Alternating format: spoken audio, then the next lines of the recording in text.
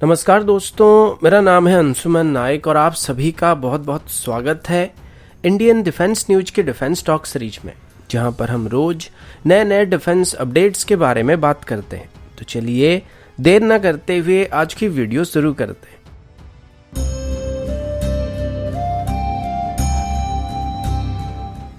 आज की पहली अपडेट ट्रेनर एयरक्राफ्ट को लेके है। अभी पिछले एक हफ्ते के अंदर एचएएल की तरफ से लगातार अपनी ट्रेनर एयरक्राफ्ट को लेकर अपडेट आ रहे हैं, जिसमें हाल ही में एचएएल की तरफ से अपनी इंटरमीडिएट जेट ट्रेनर की यानी कि JT-36 की 6 टन स्पिन ट्रायल को कंप्लीट किया गया है, जो कि इसे इंटरनेशनल लेवल में सेकंड स्टेज की पायलट्स को ट्रेन करने के लिए इस्तेमाल करने के लायक बनाता है। अभी एचएएल की तरफ से लगभग 3 टन एयरक्राफ्ट को डेवलप किया जा रहा है, जिसमें से 2 अभी लगभग सभी ट्रायल को कंप्लीट कर चुके हैं और इनको अभी जल्दी से जल्दी इंडियन एयरफोर्स में शामिल किया जाने वाला है, जिसमें से एक का नाम तो STT-40 बेसिक ट्रेनर एयरक्राफ्ट है और एक का नाम इंटरमीडिएट जेट ट्रेनर एयरक्राफ्ट है। और इसके अलावा एचएएल की तरफ से अभी तेजस की एक lead in fighter trainer variant को भी बनाया जा रहा है, जिसे अभी एक्सपोर्ट करने के लिए डेवलप किया जा रहा है। तो कुल मिलाकर अभी एचएएल के पास 3 अलग अलग तरह के यानी कि 3 अलग अलग स्टेज के पायलट्स को ट्रेन करने के लिए 3 अलग अलग ट्रेनर एयरक्राफ्ट मौजूद है।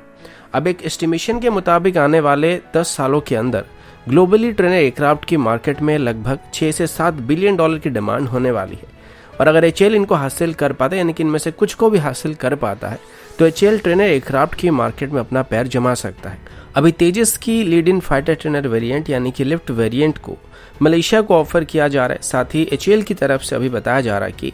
इंडियन एयरफोर्स की तरफ से अभी STT-40 बेसिक ट्रेनर एयरक्राफ्ट के लिए रिक्वेस्ट फॉर प्रपोजल को इशू करने के बाद फॉरेन कंट्रीज की तरफ से भी STT-40 को हासिल करने की कोशिश किया जा रहा है और इसके लिए अभी एचएएल के साथ बातचीत करना शुरू किया जा रहा है। इनिशियली इंडियन एयरफोर्स में 70 बेसिक ट्रेनर एयरक्राफ्ट को शामिल करने के लिए रिक्वेस्ट फॉर प्रपोजल को इशू किया गया था, जिसके बाद में एडिशनल 38 एयरक्राफ्ट को भी शामिल करने का ऑप्शनल क्लॉज रखा गया है। अगला अपडेट पाकिस्तान की तरफ से, और अभी भारत की तरफ से पाकिस्तान को लेके फ्रांस के साथ कुछ डिस्कशन करना शुरू किया गया है और भारत की तरफ से भी फ्रांस की मदद से पाकिस्तान को हाई एंड मिलिट्री टेक्नोलॉजी को शेयर करने पर पाबंदी लगाने की कोशिश किया जा रहा है। अब यूएस की तरफ से तो अभी पाकिस्तान को कोई बहुत ज्यादा मदद नहीं किया जा रहा है। इसके बाद पाकिस्तान की तरफ से अभी यूरोपियन यूनियन से नए नए वेपन्स को हासिल करने की कोशिश किया जा रहा है, फिर टेक्नोलॉजी को हासिल करने की कोशिश किया जा रहा है, जिसमें टर्की पाकिस्तान की मदद कर रहा है। और हाल ही में ही पाकिस्तान की तरफ से भारत की 6.716 राइफल्स को काउंटर करने के लिए एक 7.62 × 51 mm की असॉल्ट राइफल को हासिल करने की कोशिश किया जा रहा है और इसमें टर्की पाकिस्तान को मदद कर रहा है। तो अभी भारत फ्रांस की मदद से सीधे तौर पर यूरोपियन यूनियन की तरफ से पाकिस्तान को किसी भी मिलिट्री इक्विपमेंट को सप्लाई करने पर पाबंदी लगाने की कोशिश कर रहा है, जिसके बाद टर्की चाहकर भी पाकिस्तान को अपनी हाई एंड मिलिट्री टेक्नोलॉजी को ऑफर नहीं कर पाएगा और मेनली आगे चल के पाकिस्तान टर्की से बैरक्टर ड्रोन को भी हासिल करने वाला है, तो उसको भी पाकिस्तान को सप्लाई नहीं किया जा सकेगा। अभी फ्रांस की तरफ से भारत को आश्वासन दिया जा चुका है कि वो पाकिस्तान को कोई भी मिलिट्री वेपन या टेक्नोलॉजी को सप्लाई नहीं करने वाला है और साथ ही अभी यूरोपियन यूनियन की प्रेसिडेंसी जो है वो फ्रांस के हाथ में मौजूद है। तो ये भारत के लिए एक अच्छा मौका है जहां पर पाकिस्तान को हाई एंड मिलिट्री इक्विपमेंट को सप्लाई करने पर पाबंदी लगाया जा सकता है और इसके बाद पाकिस्तान के पास बस चाइना इकलौता ऐसा ऑप्शन होने वाला है जहां से वो मिलिट्री इक्विपमेंट को हासिल कर पाएंगे। लेकिन ऐसा नहीं लगता है कि पाकिस्तान चाइनीज में वेपन से इतना खुश है, क्योंकि अगर ऐसा होता तो वो विंग लॉन्ग सीरीज के ड्रोन को छोड़ने के बाद बैरक्टर ड्रोन को हासिल करने की कोशिश नहीं करते और जेट 10 हेलीकॉप्टर को छोड़ के पहले T-129 हेलीकॉप्टर को हासिल करने की कोशिश नहीं करते और यहाँ तक कि चाइनीज राइफल्स को छोड़ के यूरोपियन ऑरिजिन राइफल्स को अपने फोर्स में शामिल करने की कोशिश नहीं करते।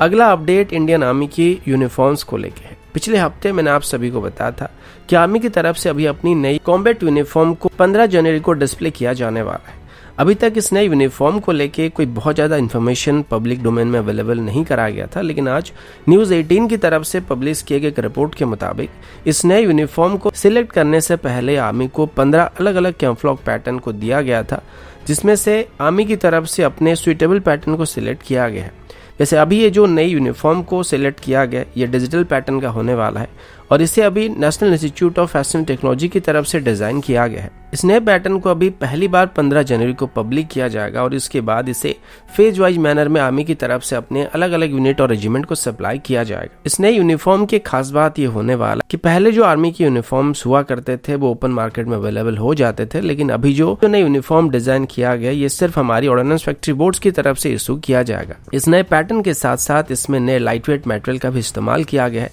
जो कि पहले के मुकाबले ज्यादा मजबूत और क्विक ड्राइंग सिस्टम को प्रोवाइड करने वाले, यानी कि जल्दी सूखने वाले हैं, जिस वजह से रेनी सीजन में या विंटर सीजन में इनको सुखाने में ज्यादा समय नहीं लगेगा। अभी बताया गया कि जब आर्मी की नई कॉम्बैट यूनिफॉर्म की पैटर्न को सिलेक्ट किया जा रहा था तब इसकी 15 अलग अलग कॉम्बिनेशन की सेट को इंडियन आर्मी की 150 पर्सनल को टेस्ट करने के लिए दिया गया था, जिसमें से 2 इन्फेंट्री ब्रिगेड को दिया गया था और 1 आर्टिलरी ब्रिगेड को दिया गया था। और उनकी तरफ से बाद में दिए गए इनपुट्स को देखते हुए इस नए पैटर्न को सिलेक्ट किया गया है और अभी लगभग 300 सैंपल्स को भी हमारे अलग अलग कमांड हेडक्वार्टर्स में सप्लाई किया जा रहा है, जो कि एक तरीके से एडवर्टाइजिंग या फैमिलेशन के लिए दिया जाने वाला है।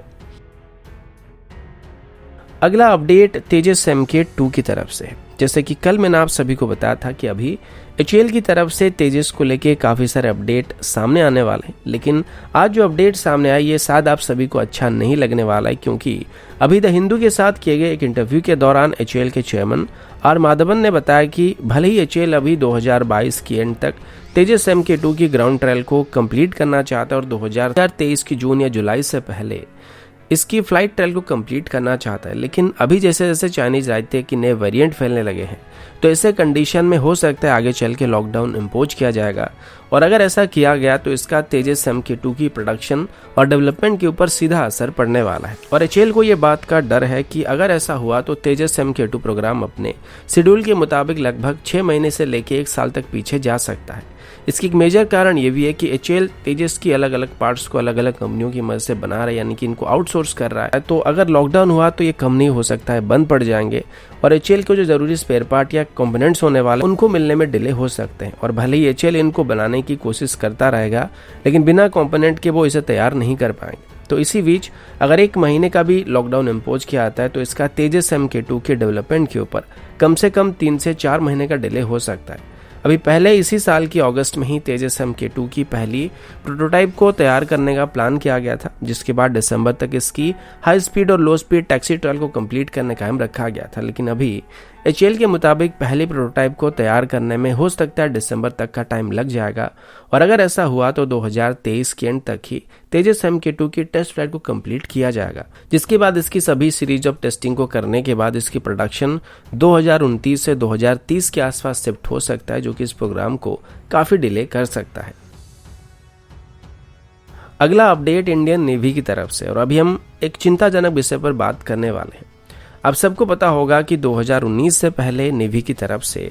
2025 से 2030 के बीच 200 से ज्यादा वॉरशिप्स को ऑपरेट करने का प्लान किया गया था, लेकिन पिछले कई सालों से नेवी को अपने रिक्वायरमेंट के मुताबिक कम बजट को एलोकेट किया जा रहा है, जिस वजह से नेवी अपनी 200 वॉरशिप्स की रिक्वायरमेंट को रिड्यूस करके 2030 तक 170 वॉरशिप्स को ऑपरेट करने का प्लान बना रहा था। लेकिन अभी पता चला कि फर्दर नेवी को फंड्स की शॉर्टेज पड़ रही है, जिस वजह से नेवी अपने 170 वॉरशिप्स की रिक्वायरमेंट को भी 2030 तक हासिल नहीं कर पाएगा। अब हालांकि अभी नेवी में अलग अलग नए वॉरशिप्स को इंडक्ट किया जा रहा है और अलग अलग नेवल सीपैट्स में नेवी के लिए विशाखापट्टनम क्लास के डिस्ट्रॉयर से लेके P-17A क्लास के फ्रिगेट्स को बनाया जा रहा है। लेकिन नेवी को भी इस बात की चिंता है कि जैसे जैसे हम नए वेसल्स को इंडक्ट कर रहे हैं वैसे वैसे आगे चल के हमारे पुराने वेसल भी रिटायर होने वाले हैं। और अभी की बात करें तो अभी हमारी टोटल स्ट्रेंथ लगभग 130 के आसपास है और अभी लगभग 39 नए वेसल हमारे अलग अलग सीपैट में बनाए जा रहे हैं। लेकिन अभी फंड्स की कमी होने की वजह से इनके कंस्ट्रक्शन प्रोसेस और स्पीड में डिले होने की उम्मीद किया जा रहा है, यानी कि